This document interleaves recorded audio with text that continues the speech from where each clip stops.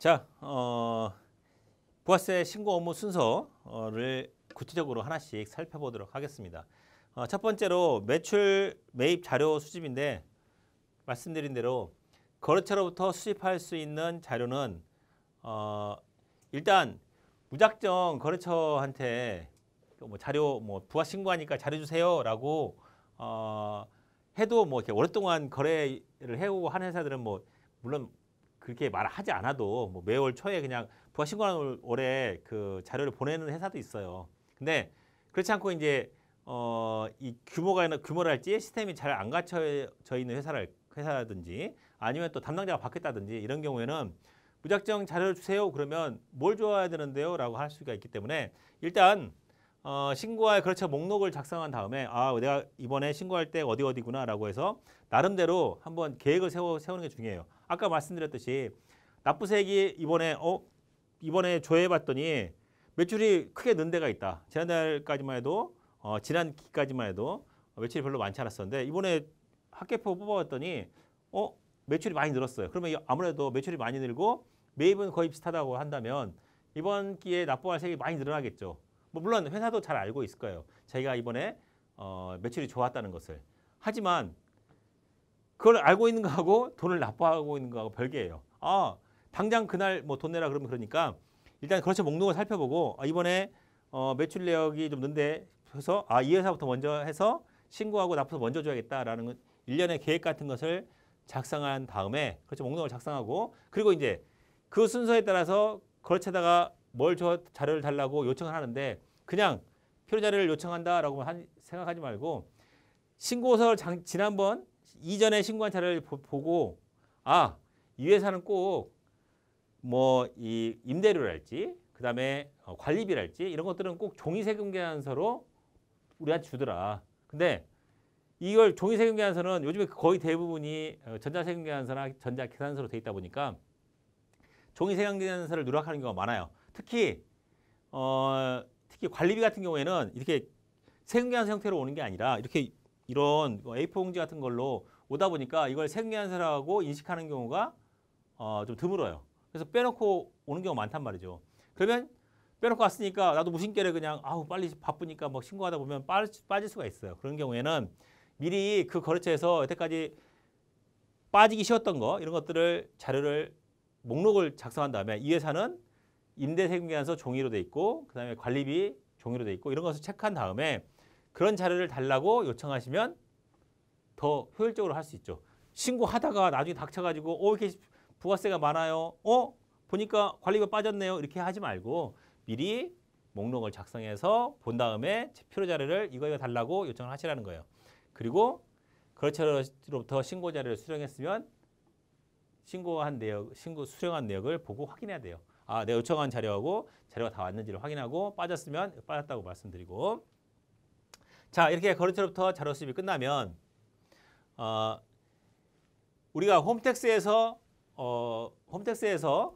자료를 수집할 수 있는 것들은 홈택스에서 자료를 수집해야 돼요. 근데 홈택스에서 자료를 수집하는 것도 뭐 보시다시피 스크래핑에서 전표 처리를 하는 자료가 있는데 뭐 있어요?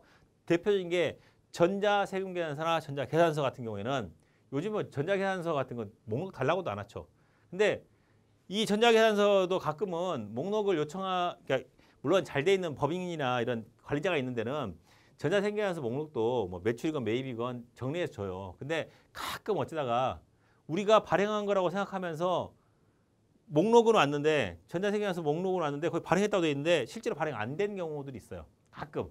그건 착각하거나 이런 경우에. 그러니까 이 목록을 받을 때도 우리가 거래처에서 받을 때도 우리가 발행한 전자세금계산서 목록까지 같이 받으시면 좋아요. 우리가 빠지지 않게 누락되지 않게. 그런 경우가 특히 어떤 데가 많이 있냐면 프랜차이즈 본사 같은 경우에 프랜차이즈 본사는 지점들한테 세금을 끊어주잖아요. 근데 지점들이 이름들이 거의 비슷해요. 그러다 보니까 정말로 고의로 그런 게 아니라 헷갈려가지고 발행을 안 하거나 아니면 잘못 발행하는 경우가 있어요. A라는 업체에다 발행해야 되는데 B라는 업체에다 발행하는 경우가 발생해요. 그런 경우에는 우리가 홈택스 자료를 수집하지만 목록도 받으셔서 확인을 하셔야 한다는 거예요. 그리고 사업용 신용카드 건별 내역들, 그 다음에 현금 영수증 건별 내역, 수출 실적 명서 건별 내역은 홈택스에서 자료를 스크래핑해서 전표를 처리할 수 있습니다. 이 최근에 추가된 이 수출 실적 명세서는 아주 저희 업무를 많이 줄여줬죠. 왜냐하면 이 스크래핑 해옴으로 인해서 우리가 일단 뭐 관세청인 같은 경우에 관세청 가서 뭐 수출 이행 내역이랄지 이런 것도 안 봐도 되고, 그다음에 이 환율 조회도 바로바로 뭐 그 기간 동안에 안 해도 되고 여러 가지 업무를 줄이긴 했어요. 하지만 나중에 세부 계적으로 들어가면은 그걸 확인해야 되는 경우도 있어요.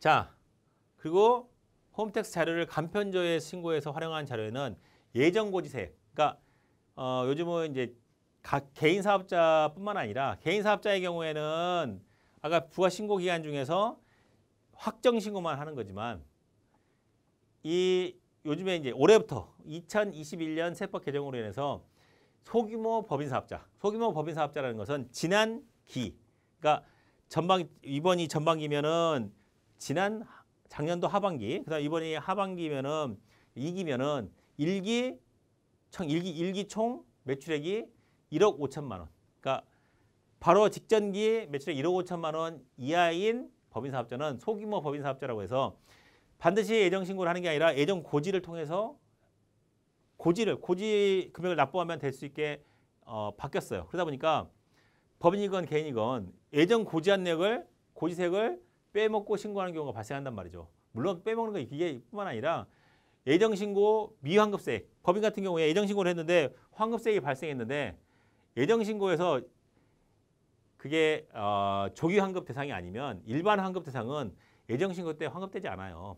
확정 신고 때 환급세액이 있어야지 그때 환급되는 거예요. 그래서 예정 신고 미환급세액을 입력을 해줘야 되는데 그걸 빼먹는다든지 그런 경우가 발생하니까 예정 신고 미환급세액은 우리가 여기서 뭐 예정 신고 미환급세액을 조회할 수 없는 거니까 지난 신고 내역을 봐야 되는 거고, 그렇지 않고 예정 고지세액은 홈택스 자료 간편 자료를 통해서 볼 수 있다는 거예요. 그리고 신용카드 매출 월별 합계 내역도 우리가 포스타를 통해서 우리 부가신고하면 음식점이랄지 이런 데는 우리 이번에 그 부가세 신고 자료 받아보려고 그런다 그러면서 포스타에 전화해가지고 뭐 기간 정해서 뭐 1월부터 6월까지 뭐 자료 주세요라고 하는 경우 있잖아요. 이렇게 해서 받으면 거의 그 내역이 매출 내역을 일치할 텐데 가끔은 중간에 포스타를 변경했다든지 혹은 중간에 포스타를 중복으로 사용한다든지 이런 경우에는 매출이 누락되는 경우가 틀림없이 발생해요. 그래서 포스타를 통해서 확인하는 매출 자료뿐만 아니라 세무사랑을 통해서 홈택스 자료를 확인하건 아니면 홈택스에 직접 가서 확인하건 신용카드 매출 월별 합계 내역을 조회하시면 돼요. 이 내역은 홈택스에서 파악하고 있는 내용이에요. 그러니까 우리 거래처가 중간에 포스타를 바꿔서 중간에 빼먹은 자료가 있다고 하더라도 홈택스에는 그 회사 거로 다 수집된 매출 내역이 다 포함되어 있는 거죠. 신용카드 매출 내역이. 그러니까 반드시 신용카드 매출 월별 합계 내역도 조회를 하셔야 돼요. 그리고 또 현금 영수증 매출 월별 합계 내역도 조회를 하셔야 돼요. 여기에는 뭐가 있냐면 현금 영수증 매출 내역도 조회를 하셔야 되는 이유가 단말기를 통해서 현금 영수증을 발행한 경우에만 단말기사에서 내역을 받을 수가 있어요. 근데 단말기를 통하지 않고 현금 영수증이 발행되는 경우가 있어요. 가끔은 우리 고객이 직접 홈택스에 연락해가지고 저기서 현금 영수증 발행해주지 않았어요. 현금 영수증 미발행했는데 우리가 돈 준 내역이랑 이런 걸 다 근거로 제시해가지고 우리 몰래라기엔 표현은 좀 그런데 우리가 알지 못하는 사이에 직접 홈택스의 현금 영수증 사이트에서 이 현금 영수증을 발행하는 경우가 있어요. 그리고 특별히 조심해야 될 게 뭐가 있냐면 통신업자, 그러니까 말하자면 여러분 핸드폰 사업자 같은 경우에는 핸드폰을 판매하는 그 가게에서 발생하는 현금 영수증 매출보다 이 홈택스에서 줘야 되는 현금 영수증 매출 내역이 훨씬 더 많아요. 왜 그래요? 우리가 통신사에다가 채권을 팔아요. 우리가 사실 할부로 여러분들 핸드폰 살 때 일시불로 사는 경우 드물잖아요. 근데 핸드폰을 할부가 아니라 일시불이 아니라 핸드폰을 할부로 사면은 이거를 그 특수한 경우에 이것을 그 통신사에다가 채권을 넘겨주면서 끝난 것처럼 보이지만 통신사가 현금 영수증을 요청하면 이 회사의 이름으로 현금 영수증을 발행을 해줘요. 그러다 보니까 현금 영수증 매출이 우리가 실제 포스타를 통해서 하는 매출과 다를 수 있다는 거예요. 그러니까 내용을 못 알아들었어도 우리 단말기사에 조회한 신용카드 매출이나 현금 영수증 매출 내역이 실제 우리가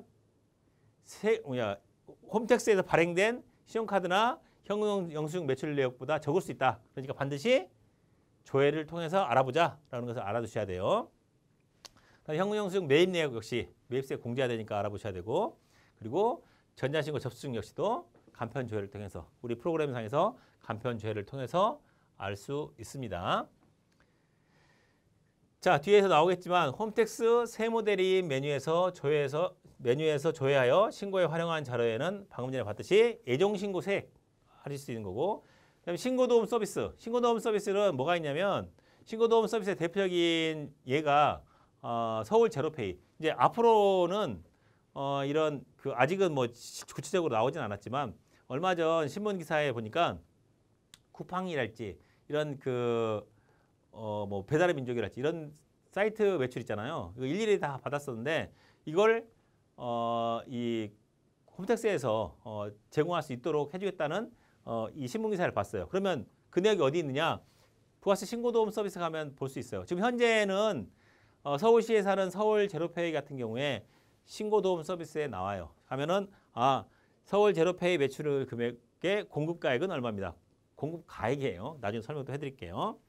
그 다음에 전자세금에서 합계표, 그다음에 신용카드 매출 월별 합계, 현금 영수증 매출 매입, 그다음에 사업용 신용카드, 그다음에 부가세 신고용 합계표, 그다음에 실질적 명세서 이런 것들은 그뿐만 아니라 부가세 매입자 납부 특례 내역, 그다음에 부가세 성실신고 안내문, 내국신용장 구매 확인서, 전자발급 명세서 이런 것들을 세무대리 메뉴에서 볼 수 있다는 거예요. 그러니까 예전보다 더 많은 내용을 홈택스에서 자료를 볼 수가 있는 거예요. 근데 이런 것들을 그냥 제공해 준 건 아니라 사실은 세무사회에서 끊임없이 과세관청 요청해서 이러이러한 내용을 알게 해주세요. 이런 내용도 우리가 볼 수 있게 해주세요라고 요청해서 얻어진 결과예요. 그러니까 앞으로 더 뭐 방금 전에 설명해 드렸던 그런 것들 소셜 커머스를 통해서 한 매출 같은 것도 그것도 알게 해달라고 요청을 하다 보니까 우리가 제공해 주겠다고 한 거예요. 제일 처음 했던 것은 뭐 서울 제로페이였고 그렇게 알게 된 거니까 내용을 세무대리인 메뉴에서 알 수 있는 것들은 알아서 자료에서 활용하시면 되겠습니다.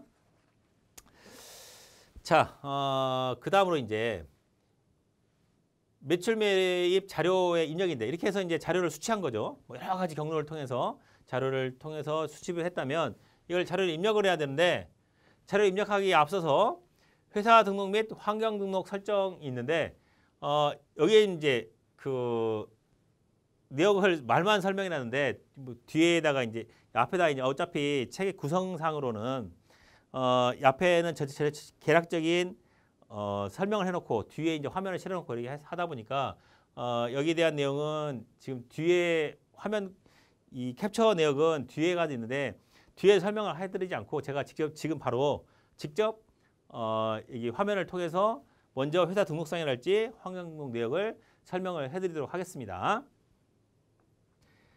자, 이 화면에서 보시면 이제 첫 번째로 회사 등록상인데 이게 회사 등록상을 보시면 여기에 뭐 기본 사항 뭐 돼 있고 있잖아요.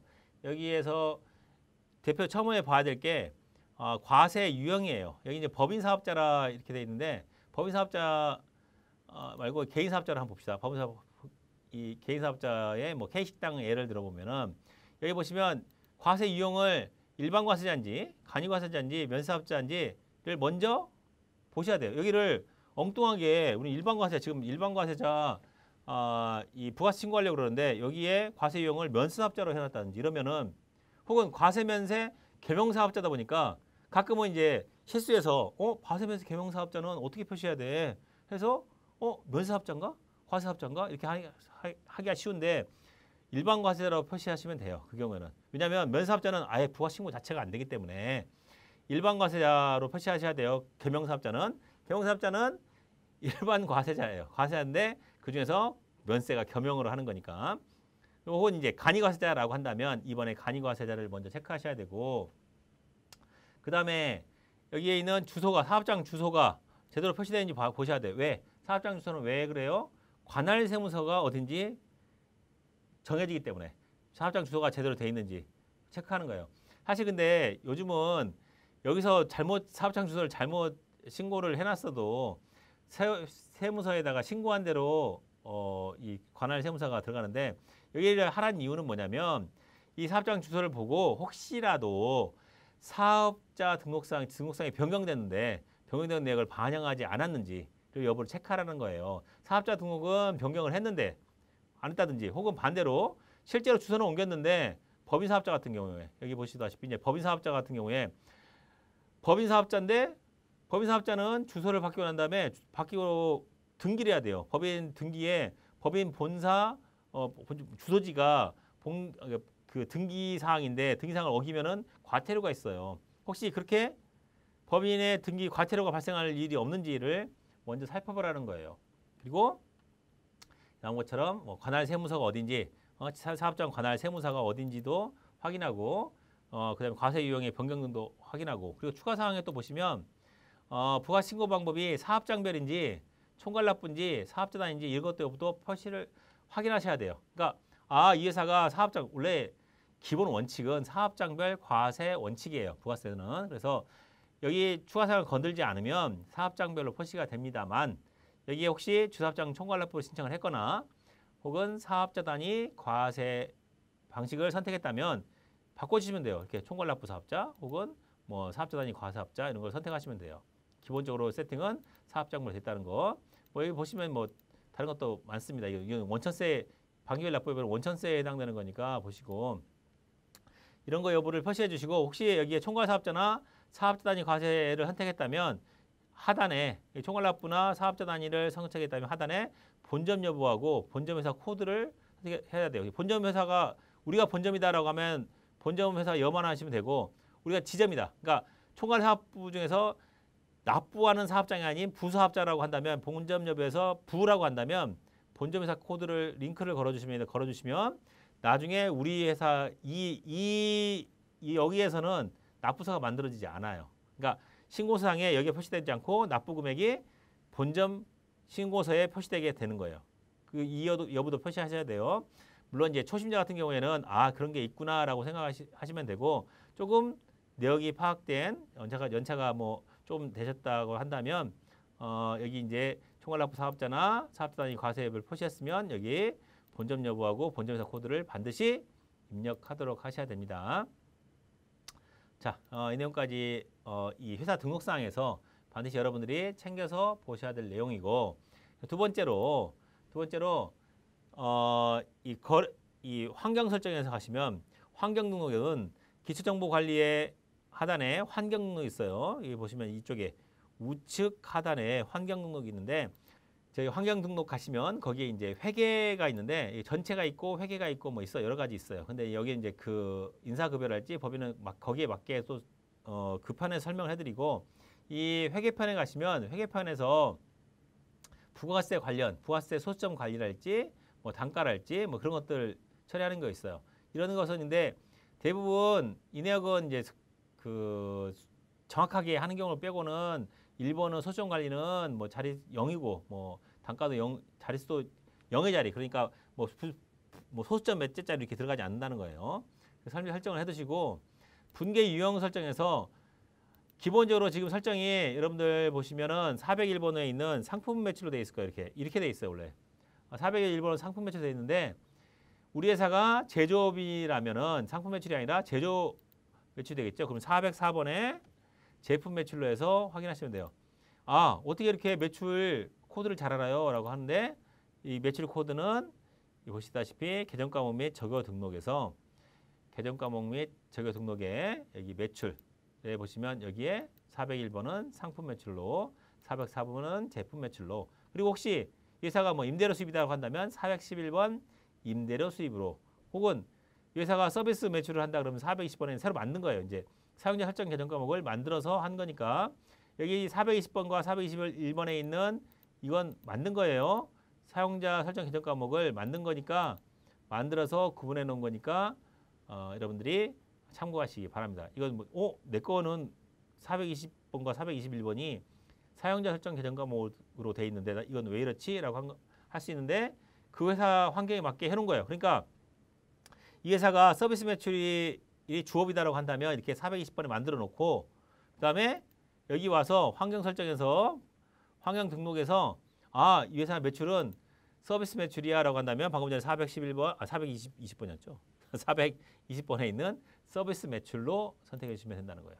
그리고 매입은 방금 전에 제품 매출이었기 때문에 제품 매출은 원재료였지만 서비스 매출이라고 한다면 매입은 주매입이 지급수수료라고 한다면 지급수수료로 해서 이렇게 설정하시면 돼요. 그러니까 책에 설명되어 있는 뭐 상품 매출을 제품 매출로 그다음에 뭐 매입을 상품을 원재료로 이렇게 바꾸는 것뿐만 아니라 회사가 서비스 회사면은 서비스 매출에 뭐 거기에 상응되는 수수료 비용이랄지 이런 식으로 해서 분계 유형을 설정해 주시면 된다는 거예요. 이것뿐만 아니라 여기 뭐 봉사료 사용 여부랄지 그다음에 카드 과세와 현금 과세에 부가세 공가액 표시 여부랄지 포함 여부랄지 이런 것들을 이 설정에서 해주시면 돼요. 그리고 유형에서 불공제 사유랄지 뭐 영세일 매출이랄지 이런 것들은 이제 뒤에 가서 이제 그 구체적인 내용에 해당될 때 제가 하나 또 다시 또 설명을 해드릴게요. 나중에 이제 뒤에 공제받지 못할 매입세액 명세서를 작성할 때 거기 더불어서 설명을 또 해드리도록 하겠습니다. 그리고 아래 이제 의제류 자동 설정에는 의제 매입세액 공제 설명할 때 해드릴 텐데 이렇게 의제류 자동 설정을 해주시면은 나중에 의제 매입세액 공제 신고서 작성할 때 보다 더 수월하게 할 수 있도록 돼 있어요. 그러니까 기본적으로 환경 등록을 통해서 환경 등록에 기회사에 맞게 환경을 설정해 두면은 예사에 자료를 입력할 때 보다 조금 더 수월하게 자료를 처리할 수 있다라는 거 알아두시기 바랍니다. 그 내용을 책에다가 설명을 해두신 거예요. 자, 다시 이 내용으로 다시 들어볼게요.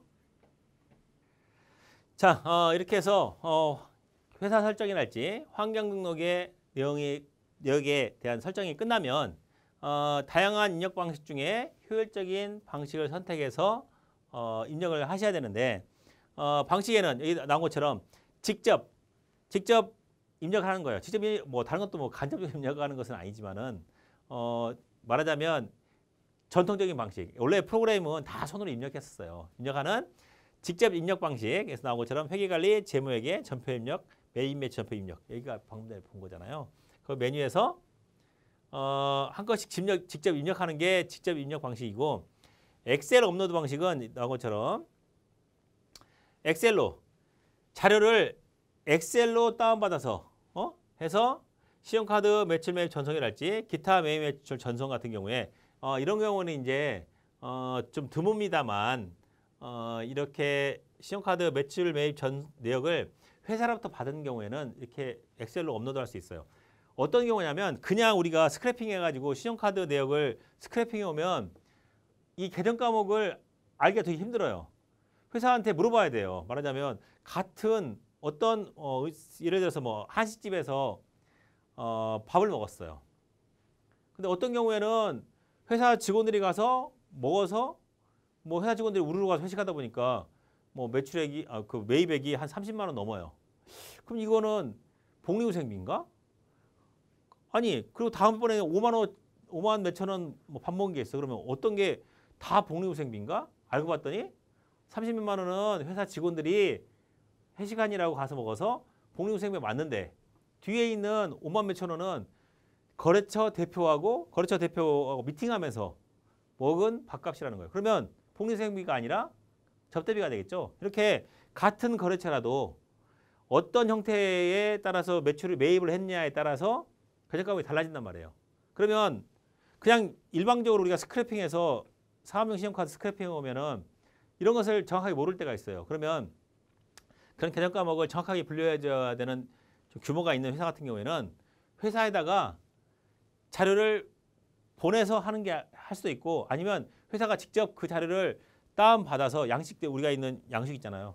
여기 기타 신용카드 뭐 매출맥 전송 외에 뭐 기타 매입맥 전송 같은 것을 그 양식을 보내가지고 회사가 거기다가 작성해서 오면은 거기에 공제 불공제 여부뿐만 아니라 거기에 계정 과목까지 다 적어서 온단 말이에요. 그럼 우리는 어떻게 해요? 손쉽게 그 자료를 받아서 업로드만 하면 되겠죠. 그런 경우에는 엑셀 업로드 방식이 훨씬 빨라요. 그러니까 스크래핑 방식, 직접 입력 방식, 뭐 내가 빨라, 네가 빨라 이게 아니라 회사의 우리 거래처의 회사 특성에 따라서 빠른 게 달라요. 스크래핑 방식이 다 빠른 것 같지만 방금 전에 말씀드린 것처럼 그렇게 신용카드 매입 같은 경우에는 스크래핑 방식이 느릴 수 있어요. 오히려 엑셀 업로드 방식이 빠를 수 있단 말이죠. 왜? 회사에다 요청해서 계정 과목 우리가 모르겠다. 계정 과목을 니네들이 다 입력해가지고 양식을 줄 테니까 니네들 신용카드 매출 내역은 어디서 얻을 수 있고 그 내역을 가지고 여기에 맞춰서 작성을 해가지고 보내달라라고 한다면 그게 더 훨씬 빨라요. 저희 거래처 중에서도 그런 회사도 있어요. 왜? 그런 회사들 같은 경우에는 관리가 잘 되는 회사. 관리자가 있어서 관리를 잘하는 회사들은 그렇게 해서 하면은 우리가 업무가 훨씬 수월해요. 그리고 회사 내부에서 어차피 그거를 작업을 해요. 어차피 분류를 작업을 하는데 하는 일 김에 우리 거까지 해놓으면은 같이 보관하고 있으면 좋잖아요. 그런 경우에는 엑셀 업로드 방식이 빠르다는 거예요. 자, 그다음에 스크래핑 방식은 홈택스에서 전자세금 계산을 할지 현금 영수증을 할지 사업용 신용카드 내역은 스크래핑해서 하시면 되겠죠. 근데 이 스크래핑 할 때 우리 프로그램에 원클릭 텍스 메뉴들을 사용해서 하시면 훨씬 더 수월하게 할 수 있고 뿐만 아니라 어떤 장점이 있냐면 사업용 신용카드나 이런 그 전자세금 계산 내역은 이 학습 기능이 있어요.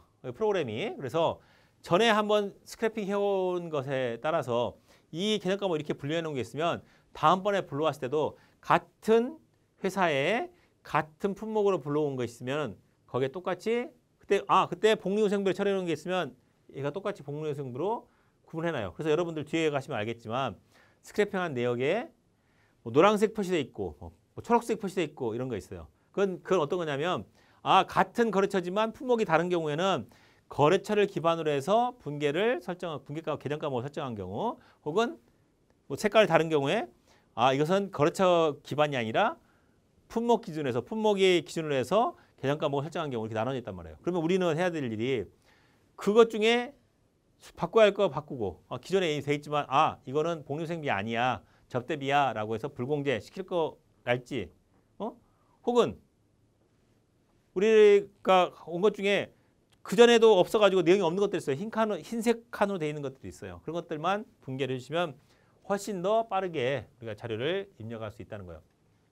이 모든 것들이 프로그램이 엄청나게 프로그램에다가 이런 기능들을 추가해서 한 거예요. 근데 이게 프로그램사가 자발적으로 한 게 아니라 세무사회가 요청해서 그렇게 세무사랑 프로그램을 만들어준 거예요. 그러니까 여러분들도 불편하거나 요청사항이 있으면 항상 세무사랑 게시판이 있는데 거기다가 이제 물론 이렇게 거기는 이제 그 세무사들만 들어갈 수 있는 공간이니까 세무사님들한테 요청하셔가지고 이렇게 하면은 더 세무사랑 프로가 더 좋아질 것 같습니다라고 의견을 거기다 올려주시면 그걸 반영해서 프로그램이 더 좋게 바뀝니다. 자, 그 다음에 세 번째로 이 보시면 자료 입력인데 자료 입력 방금 전에 설명한 것처럼 직접 입력하거나 엑셀로 업로드하거나 혹은 스크래핑해서 하거나 이 세 가지 중에 가장 효율적이고 그 사이에 맞고 제일 빠른 방법으로 어떤 게 제일 좋다 이런 거 없어요. 거기에 맞게 하시면 돼요.